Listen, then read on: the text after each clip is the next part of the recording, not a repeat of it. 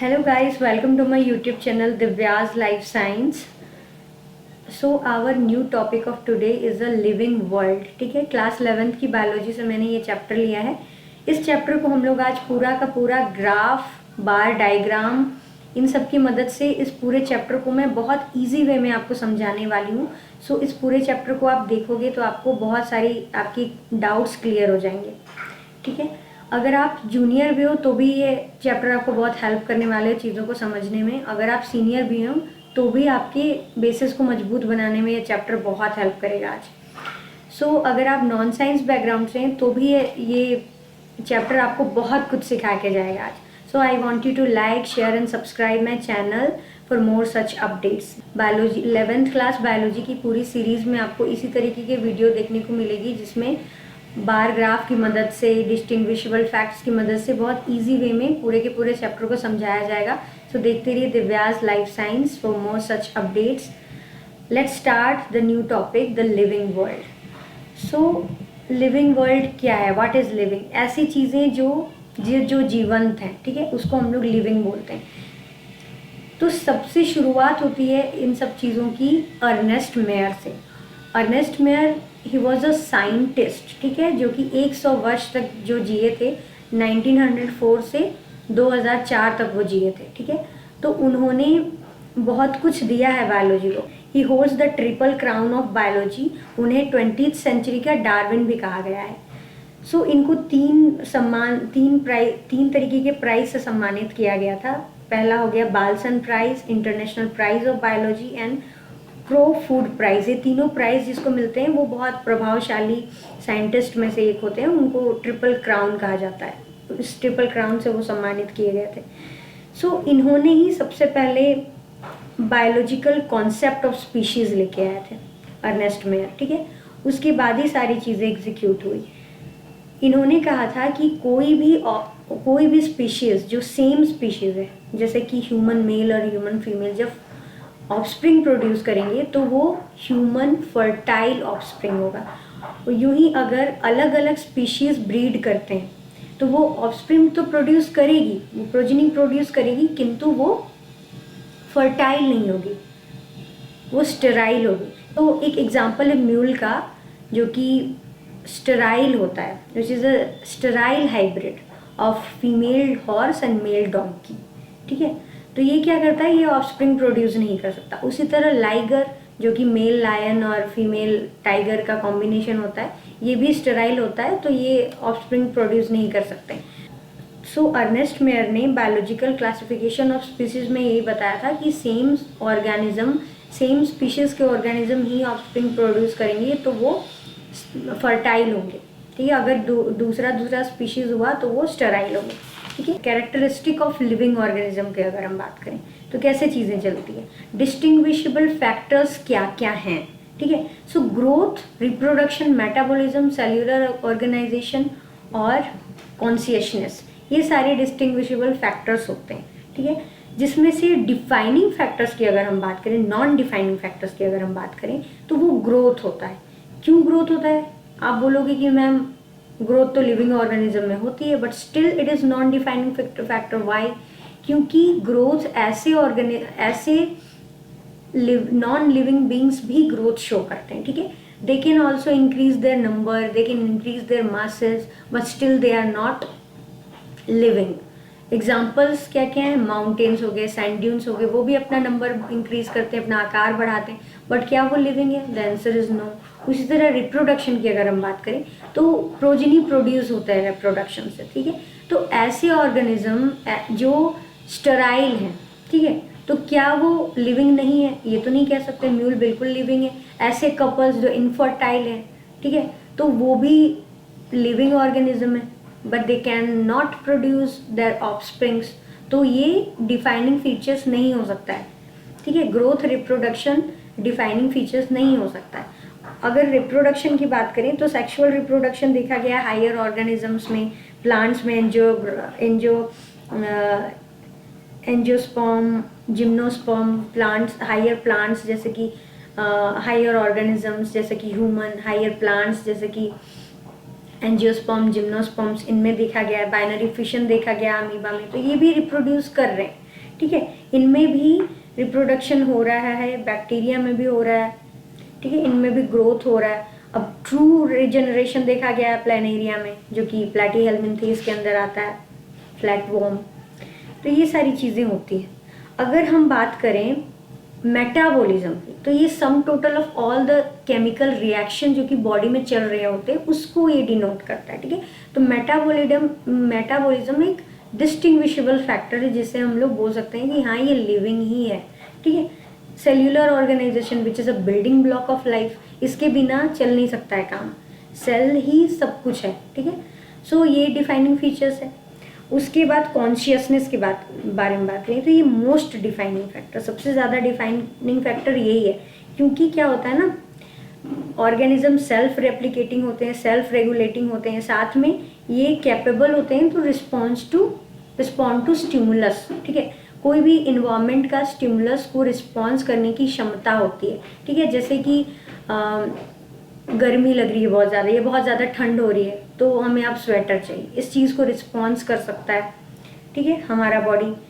उसी तरह bending effect show करता है प्लांट्स लाइट के टूवर्ड्स, ठीक है। तो ये भी एक रिस्पॉन्स टू स्टिमुलाई का एक एग्जाम्पल है। मोलिकुलर ऑर्गेनाइजेशन की अगर हम बात करें तो इसमें क्या होता है, लाइफ बहुत यूनिक होता है, बहुत सारे complex organization of molecules that work together in harmony, ठीक है। अब यही सारे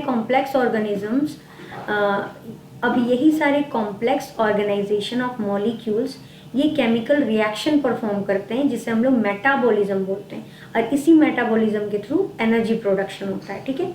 अब यही लाइफ प्रोसेसेस में जाता है और लीड करता है ग्रोथ को, डेवलपमेंट को, और ability to respond to stimulus, ठीक है। कोई भी स्टिमुलाई को रिस्पॉन्ड करने की क्षमता होती है इसमें, ठीक है। तो यही सारी चीज़ें होती हैं। अब डाइवर्सिटी की अगर हम बात करें तो मेन बायोडाइवर्सिटी क्या होता है, bio means living and diversity means heterogeneity, कितने टाइप के ऑर्गेनिज्म हैं, बहुत सारे टाइप के, तो उसी चीज़ को ये डिफाइनिंग फैक्टर होता है, ठीक है। सो बायोडाइवर्सिटी क्या होता है ना, the natural variety of life on earth from tiny microbes to giant blue whale, ठीक है। एक छोटा छोटा माइक्रोब से लेके एक बड़ा से बड़ा ब्लू व्हेल तक। अब मात्रा की बात करें, नंबर्स की बात करें, तो एस्टिमेट किया गया है कि 1.7 टू 1.8 मिलियंस ऑफ स्पीशीज देखे गए हैं, आइडेंटिफाई किए गए हैं सो फार, ठीक है। और उसके अंदर इतने सारे स्पीशीज हैं, और एक स्पीशीज के अंदर बिलियंस ऑफ मेंबर्स हैं, और नंबर ऑफ आइडेंटिफाइड स्पीशीज जिसमें से इंसेक्ट सबसे ज़्यादा हैं। उसके बाद देखा गया है कि सबसे ज़्यादा मात्रा आपकी अदर एनिमल्स, फिर प्लांट्स और अदर फंजाई, ये सब कुछ देखे गए, ठीक है। तो ऐसी चीज़ें चलती हैं। सो यहाँ पे इम्पोर्टेंस की अगर हम बात करें तो this variability is essential for survival and balance of our global ecosystem, ठीक है। तो ये सारी जितनी भी बैलेंसेज है, सबसे ज़्यादा इंसेक्ट होगा। क्यों इंसेक्ट होगा? क्योंकि इंसेक्ट की मात्रा ज़्यादा होगी तभी वो अदर एनिमल्स के लिए इंसेक्ट पर्याप्त होंगे, उनको खा पाएंगे। अगर इंसेक्ट की मात्रा कम होती है तो बाकी सारे प्लांट्स एंड अदर एनिमल्स की मात्रा और घटती चली जाएगी। अगर इसकी मात्रा घटती है तो ये भी हाफ, ये अगर हाफ होता है तो ये सारे भी हाफ होते चले जाएंगे। क्या होता है ना, क्षेत्रफल के अकॉर्डिंग चीज़ें होती है। जैसे मान लीजिए आप कोई गांव में गए हैं सर्वे करने के लिए, वहाँ आपको कितना स्पीशीज़ मिलता है। अब जैसे जैसे आप अपना क्षेत्रफल बढ़ाएंगे रिसर्च का, उतना ही ज़्यादा आपको स्पीशीज़ की मात्रा बढ़ती हुई मिलेगी, ठीक है। तो ऐसी चीज़ें काम करती हैं, जितना ज़्यादा एरिया कवर करोगे उतना ज़्यादा आपको स्पीशीज़ देखने को मिलेगा। अब बात करते हैं बाइनोमियल नोमेनक्लेचर की। तो यहाँ पे क्या होता है, कैरोलस लिनियस नाम के साइंटिस्ट ने नींव रखी थी बाइनोमियल नोमेनक्लेचर की, क्योंकि बहुत सारे प्रॉब्लम्स देखे गए थे, ठीक है। Problems in a sense local names vary by region and languages. यहाँ पे हर 200 किलोमीटर में लैंग्वेज चेंज हो जाता है, ठीक है। तो होता क्या है कि हर जगह अलग अलग नाम है स्पीशीज़ का, ठीक है। अब मैं यहाँ पे लायन बोल रही हूँ, बाकी लोगों से कुछ और बोलेंगे, तो उसी तरीके की प्रॉब्लम्स देखने को मिलती है, ठीक है। तो एक सिंगल ऑर्गेनिज्म के बहुत सारे हंड्रेड्स ऑफ डिफरेंट नाम्स हो गए वर्ल्ड वाइड, ठीक है। तो ये ना मैसिव कन्फ्यूजन क्रिएट करता है अमंग साइंटिस्ट एंड स्टूडेंट्स। तो इसी चीज़ को ओवरकम करने के लिए कैरोलस लिनियस ने क्या किया था, बाइनोमियल नोमेनक्लेचर की नींव रखी थी। इसमें इसमें किया क्या गया था कि एक स्टैंडर्डाइज नाम दिया गया हर ऑर्गेनिज्म को, ठीक है। वो इंश्योर करता है organism to know by their names all over the world. इसको एक ही नाम से हर ऑर्गेनिज्म को जाना जाए, इसीलिए इस चीज़ की शुरुआत की गई थी, ठीक है। अब इसमें क्या होता था, इसमें कोड दिया जाता था, standardized code like ICBN and ICZN are followed globally. अब ICBN क्या है, ये international code of botanical nomenclature. ये प्लांट्स से संबंधित जितने भी ऑर्गेनिज्म हैं, प्लांट्स वाले जितने भी हैं, उनके नाम रखने के लिए ICBN को फॉलो किया जाता है, और एनिमल्स का नाम रखने के लिए ICZN को फॉलो किया जाता है, which is international code of zoological nomenclature, ठीक है। तो यही चीज़ें ग्लोबली फॉलो की जाती हैं। आगे देखते हैं, आगे बायनोमियल नॉमेनक्लेचर का रूल क्या क्या है, ठीक है। तो रूल्स की अगर हम बात करें तो सबसे पहला रूल ये है कि 2 कंपोनेंट्स इसमें होंगे। इसमें क्या होगा, पहला नेम जीनस का होगा विच इज़ कैपिटल लेटर, और स्पीशीज़ का नेम स्मॉल लेटर में लिखा जाएगा, ठीक है।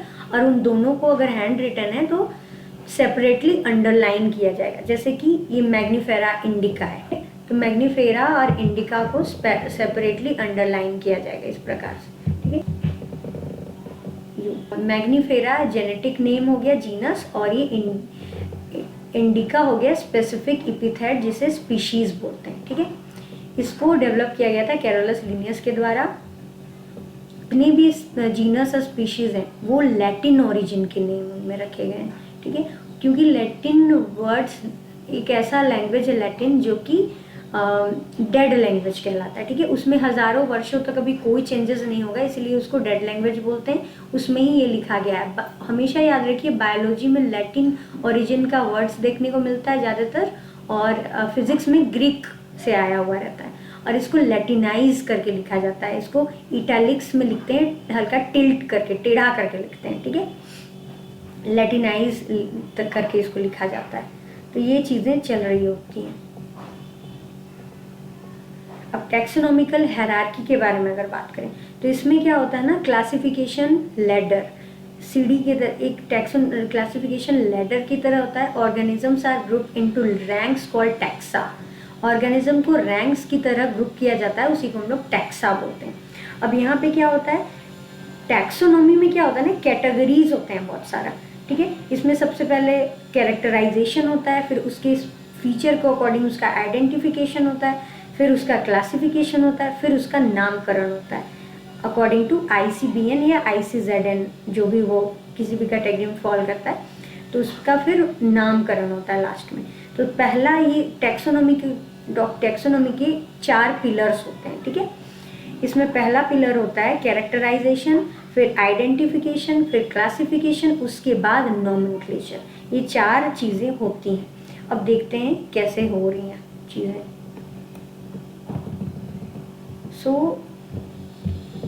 जैसे कि आप देख पा रहे हो 7 ऑब्लिगेट कैटेगरीज होते हैं, जैसे कि kingdom, phylum, class, order, family, genus, species. ये 7 ऑब्लिगेट कैटेगरीज हैं, ठीक है। अभी जो फाइलम है उसको डिवीजन भी कहा जाता है, ठीक है। तो टैक्सोनॉमी की अगर हम बात करें तो यहाँ पे क्या होता है ना, the classification of living organism in a hierarchical system from broad to specific. अगर हम लोग ब्रॉड टू स्पेसिफिक के बारे में बात करें तो हम लोग इसको बोलते हैं डिसेंडिंग ऑर्डर, ठीक है। Descending order of classification. इसमें हायरार्कियल सिस्टम में ये देखने को मिलता है, बहुत सारे मॉडर्न टैक्सोनॉमी होते हैं जिसमें एक्सटर्नल फीचर्स होता है, इंटरनल स्ट्रक्चर होता है, सेल्यूलर स्ट्रक्चर होता है, और डेवलपमेंटल प्रोसेसेस होते हैं, साथ ही इकोलॉजिकल इंफॉर्मेशंस भी होते हैं इसमें, ठीक है। अगर हम बात करें सिस्टमेटिक्स की तो ये बिगर ब्रांच होता है एज कम्पेयर टू टैक्सोनॉमी। इसमें क्या होते हैं ना, सिस्टमेटिक अरेंजमेंट्स होते हैं। ये भी कैरोलस लिनियस की बुक सिस्टेमा नेचुरी के द्वारा ये आया हुआ है। इसमें क्या होता है, टैक्सोनॉमी प्लस फाइलोजेनेटिक रिलेशनशिप का कॉम्बिनेशन होता है सिस्टमेटिक्स, ठीक है। तो यहाँ पे क्या होता है ना, टैक्सोनॉमिक हायरार्की में आप देखिए यहाँ पे क्या होता है, taxonomical hierarchy is a systematic arrangement in a particular sequence, ठीक है। यहाँ पे कोई भी सीक्वेंस होता है, जैसे कि असेंडिंग ऑर्डर या डिसेंडिंग ऑर्डर, ठीक है। ऊपर से नीचे आ रहे हैं तो डिसेंडिंग ऑर्डर हो गया, और ऊपर से नीचे से ऊपर जा रहे हैं तो असेंडिंग ऑर्डर ऑफ सीक्वेंस हो गया। ठीक है, तो आगे हम बात करते हैं स्पीशीज की। ठीक है, डिसेंडिंग की तरफ से हम लोग देख रहे हैं। ठीक है, हम लोग असेंडिंग ऑर्डर की तरफ से हम लोग देख रहे हैं। यहाँ पे क्या होगा, स्पीशीज की अगर हम बात करें तो स्पीशीज सबसे ज़्यादा कॉमन ट्रेट शो करेगा, सबसे ज़्यादा कॉमन कैरेक्टर शो करेगा। जो जितना नीचे होगा वो उतना ही कॉमन रहेगा, जितना ऊपर होते जाएगा वो उतना अनकॉमन होते जाएगा। सो टैक्सोनॉमिकल कैटेगरीज पार्ट 1, इसमें हम क्या देखते हैं, स्पीशीज को देखते हैं। हम लोग असेंडिंग ऑर्डर की तरफ जा रहे हैं। सबसे पहले स्पीशीज से शुरुआत करते हैं। ठीक है, तो यहाँ पे क्या होगा, the lowest rank in the hierarchy, it consist of a group of individual organism with fundamental similarities. इसमें बहुत ज़्यादा सिमिलैरिटीज देखने को मिलेगी। जो जितना नीचे है क्लासिफिकेशन, जिसका जो टैक्सा सबसे नीचे है वो सबसे ज़्यादा कॉमन होगा, उसके ट्रेट्स, उसके कैरेक्टरिस्टिक बहुत सिमिलर देखे जाएंगे। जैसे कि सैपियंस, ह्यूमंस। ठीक है, होमो सैपियंस हम लोग बोलते हैं। ठीक है, जीनस हो गया आपका होमो, सैपियंस हो गया स्पीशीज। तो सैपियंस जो कि ह्यूमंस होते हैं वो सबसे ज़्यादा कॉमन कैरेक्टरिस्टिक शो करते हैं। हमारे स्किन का जो कंपोनेंट है, हेयर का जो प्रोटीन्स जो भी होते हैं सब सिमिलर होते हैं। ठीक है, बहुत ज़्यादा सिमिलरिटी शो करें। उसी तरह जीनस के बारे में अगर हम बात करें तो ये group of related species which has more characteristic in common in comparison to species of other genera. इसमें एग्जाम्पल आ गया पैंथरा का। ठीक है, पैंथरा जो कि स्पीशीज होते हैं लायन और टाइगर। ठीक है, जैसे स्पीशीज हो गए टाइग्रेस, लियोपार्डस, तो उसका जो जीनस होगा वो होगा पैंथरा। तो हम लोग उसको बोलेंगे पैंथरा लियो, पैंथरा टाइग्रिस, पैंथरा पार्डस। ठीक है, जीनस पैंथरा के साथ फेलिस जो कि कैट का जीनस होता है उसको हम ऐड करते हैं। ठीक है, तो ये बन जाता है फैमिली फेरेडी। ए जो है ये यहाँ पे सफिक्स ऐड हो जाता है। ठीक है, जब फैमिली ऐड होती है, कैट की फैमिली और टाइगर वगैरह की फैमिली जब ऐड होती है तो ये फेलिडी बन गया। ठीक है, अब फेलिडी को अगर मैं आगे फेलिडी फैमिली को अगर मैं कैनेडी फैमिली के साथ ऐड कर दूँ, कैनेडी फैमिली होता है डॉग की फैमिली, तो कैट की फैमिली और डॉग की फैमिली को मैं फेलिडी और कैनेडी को मैं अगर ऐड कर दूँ तो वो ऑर्डर बन जाएगा कार्निवोरा। ठीक है, जो कि ऑर्डर में देखे जाते हैं। ठीक है, अब ये ऑर्डर की बात करें तो ऑर्डर में कार्निवोरा हो जाएगा। एंड ये ऑर्डर क्या है, an assembly of families which exhibit of fewer similar characters, it is more specific than a class. ठीक है, अब इसमें क्या है, क्लास से ज़्यादा स्पेसिफिक हो गया ऑर्डर, क्योंकि ऑर्डर पहले है क्लास बाद में। ठीक है, असेंडिंग ऑर्डर में। सो इसमें क्या होता है कि मैं कैट की फैमिली और डॉग की फैमिली को यानी फेलिडी और कैनेडी को ऐड कर दूँ तो कार्निवोरा हो गया। ठीक है, कार्निवोरा हो गया। अब क्लास में क्या हो रहा था, सो क्लास की अगर हम बात करें तो this categories include related orders, for example other primata and carnivora are one class. ठीक है, तो प्राइमाटा और कार्निवोरा को मैं ऐड कर दूं तो मैमलिया बन जाता है। जितने भी एव्स हैं, ठीक है, जितने भी एव्स। सो आगे हम बात करें फाइलम्स की, तो इसमें क्या होता है, classes comprising animals like fishes, amphibium, reptiles, bird along with mammals. तो ये सारे के सारे अगर मैं सारे फाइलम्स को ऐड कर दूं मैमलिया के साथ, जितने भी फाइलम्स है, फाइलम पोरीफेरा, सीलेंट्राटा, जितने भी हैं, एनेलिडा वगैरह जो भी हैं, सबको मैं ऐड कर दूं एनिमलिया के साथ, तो ये बन जाएगा कॉर्डाटा। ठीक है, ठीक है, अब जितने भी फाइलम्स हैं, ठीक है, उनको मैं कॉर्डाटा के साथ ऐड कर दूं। जितने भी phylums like phylum porifera, coelenterata, annelida, जितना भी है सबको मैं कॉर्डाटा के साथ ऐड कर दूं। सबको मैं अगर ऐड कर दूं तो ये किंगडम एनिमलिया के अंडर आता है। So kingdom Animalia the highest category in the hierarchy, all animals belong to the kingdom Animalia. ठीक है, तो किंगडम एनिमलिया में सारे के सारे ही एनिमल्स आ जाते हैं। ठीक है, सारे फाइलम सब कुछ आ जाते हैं। ठीक है, उसी तरह प्लांट्स में भी होता है, यही तरह की हायरार्की प्लांट्स में भी फॉलो होती है। ठीक है, वहाँ पे भी चीज़ें ऐसे ही काम करती हैं। होता क्या है कि सबसे पहले स्पीशीज से शुरू करते हैं, जैसे कि आलू, बैगन, मकई, ये सब क्या होता है, ट्यूबेरोसम, नाइग्रम, मेलोनजीना, ये सब जीनस होते हैं जो कि सोलानम फैमिली, सोलानम जीनस के अंदर आते हैं। अब सोलानम को मैं प्लूटोनिया, धतूरा के साथ ऐड करूँ तो ये फैमिली सोलानेसी बनती है। फैमिली सोलेनेसी को मैं कॉन्वोलेसी के साथ ऐड करूँ तो ऑर्डर पोलीमोनियल्स आते हैं। अब ऑर्डर पोलीमोनियल्स और सेपिंडल्स अगर ऐड होते हैं तो डाइकॉट बनते हैं। डाइकॉट प्लस मोनोकॉट अगर क्लास है तो ये फाइलम एंजियोस्पर्म बनता है। Angiosperm plus gymnosperm kingdom Plantae के अंदर आते हैं। तो यही हायरार्की प्लांट में भी फॉलो होती है। अब कॉमन नेम्स की अगर हम बात करें तो कॉमन नेम मान लीजिए मेन है, ठीक है, तो इसका बॉटनिकल बाइनोमियल नोमेनक्लेचर वाला साइंटिफिक नेम होमो सेपियंस होगा, जीनस इसका होमो होगा, फैमिली होगा होमोनिडी होगा, ऑर्डर होगा प्राइमेटा, क्लास होगा मेमेलिया, फाइलम या फिर डिवीजन कॉर्डाटा के अंदर आएगा, ठीक है। उसी तरह मैंगो का देखें तो मैग्नीफेरा इंडिका, जीनस होगा मैग्नीफेरा, फैमिली होगा एनाकार्डियेसी, ऑर्डर होगा सेपिंडल्स, क्लास होगा डाइकोटिलीडेनी और फाइलम या डिवीजन होगा एंजियोस्पर्मी, ठीक है। इस तरीके की चीज़ें चल रही होती हैं। आगे हम बात करें टैक्सोनॉमिकल एड्स की, तो टैक्सोनॉमिकल एड्स बहुत तरीके की होती हैं, ठीक है। टैक्सोनॉमिकल एड्स में ये टूल्स एंड टेक्निक्स के बारे में बात करता है। तो हर्बेरियम जब भी बनाया जाता है तो herbarium is a collection of dried and pressed plant specimens, ठीक है। उसको प्रिजर्व किया जाता है, ओवर द सीट में उसको प्रेजेंट किया जाता है, ठीक है, और उसमें लेबल दिया जाता है कि कौन सा डेट को हम लोग इसको लेके आए थे, कहाँ से लेके आए थे, उसका साइंटिफिक नेम क्या है। तो यहाँ पे एक दिया हुआ है, एक हर्बेरियम दिया हुआ है, आप इसको जूम करके देख सकते हो। ये हर्बेरियम आपका आया हुआ है कैलिफोर्निया में बना था ये हर्बेरियम। इसका प्लांट का बॉटनिकल नेम भी लिखा गया, फोर्सिकुलेटम बेंथ, ठीक है। इसको प्रेजेंट किया गया था, कैलिफोर्निया का ये प्रेजेंटेशन है, इसको दिखाया गया है यहाँ पे नॉर्दर्न लाइफ के बारे में बताया गया है कि वो कैसे सरवाइव करते हैं ऐसे हार्श कंडीशन में, ठीक है, अडेप्टिंग टू इन्वायरमेंट, ठीक है। तो इन्वायरमेंट में वो इस तरीके से अडेप्ट कर जाते हैं। इकोनॉमिकल एड जो कि टूल्स एंड टेक्निक्स होता है, यहाँ पे भी म्यूजियम्स और जूस के बारे में बात करते हैं।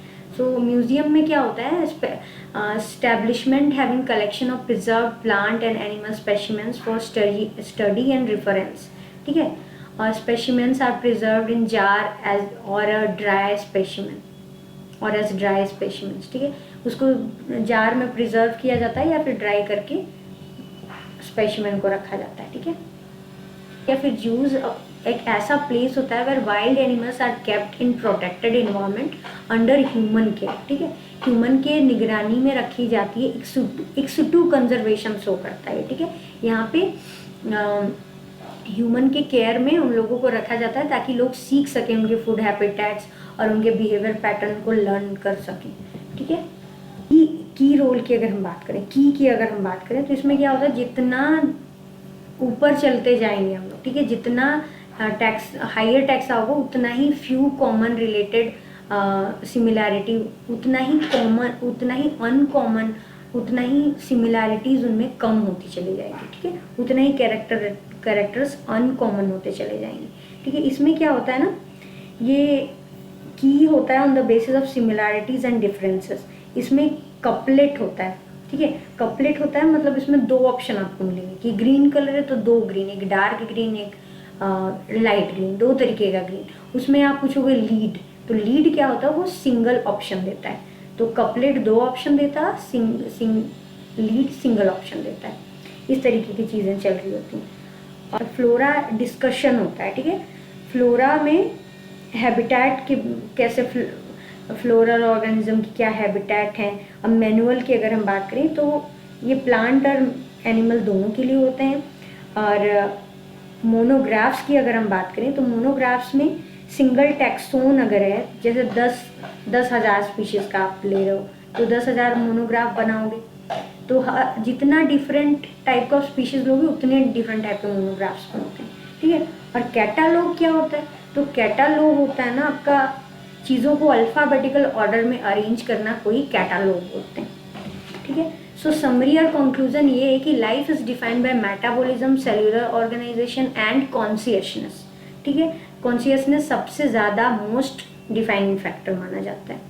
ठीक है। अगर आपको ऑप्शंस दिए जाएंगे सेल्यूलर ऑर्गेनाइजेशन, मेटाबॉलिज्म और कॉन्शियसनेस, तो आप कॉन्शियसनेस करोगे, ठीक है। आगे बात करें टैक्सोन्स की, तो ये हेल्प करता है organise and understand the vast biodiversity.